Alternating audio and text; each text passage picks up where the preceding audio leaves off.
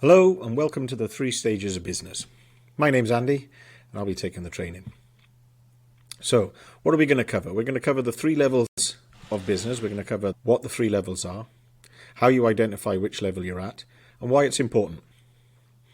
So let's start with the what the levels are.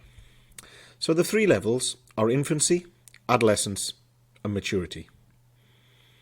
Infancy is a business that has just started, typically under 5-year-old, with few employees.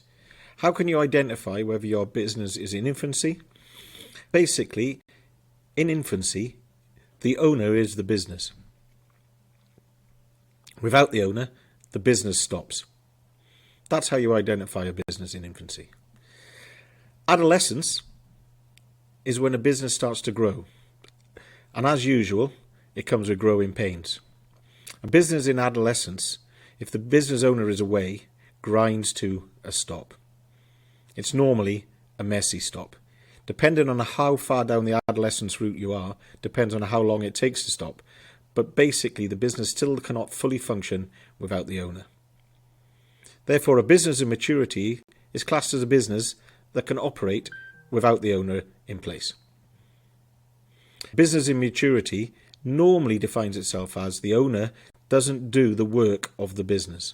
You still can, if you want to, and do those jobs you enjoy. However, you tend to be working on making the business what it should be rather than doing the work of the business. What happens is, to move from infancy to adolescence, is the business has more work than the owner can handle, and you start to take on staff. At first, everything's okay, but soon things start to get a bit troublesome. The staff maybe don't do the job as well as you can, or you still have yet more work and you need to employ yet more staff. Now, what happens is you have this difficult period between infancy and adolescence where a business may find themselves in difficulty, and you have 2 choices: to push on through to adolescence to maturity, or regress back into infancy, which is what tends to happen. A business in infancy that tries to grow, if it's not done properly, either goes bankrupt or goes back to infancy and starts the cycle again. And this cycle can last for years and years. However, it's typical for a business to leave infancy in around about 5 years, to last another 5 years in adolescence before heading to maturity. Now, the point between infancy and adolescence, around about the 5-year point for a business, is what I call the danger zone. Because initially, in the first 2 years, 80% of all businesses are still trading. Yet when you get to the 5-year point, only 50% of garage businesses are still running at the 5-year point. So half the businesses have gone. Now, would you have started your business knowing that you had a 50-50 chance of still being around in 5 years' time?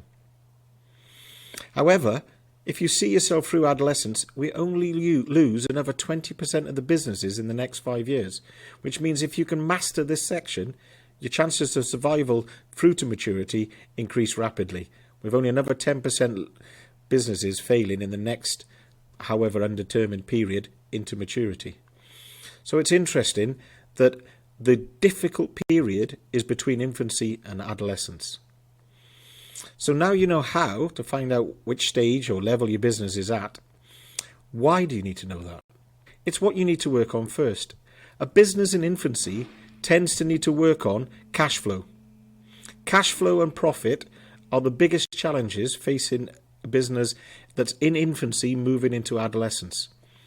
Once you have more staff, the more miles you have to feed, the more cash you need, the more profit you need to make, the quicker it is you can run out of cash. A business in adolescence needs to work on order, systems, how to work to the same standards every time. And a business in maturity needs to work on impact and legacy. So, knowing which stage your business is at allows you to concentrate on the areas and focus on the areas of your business that are most important.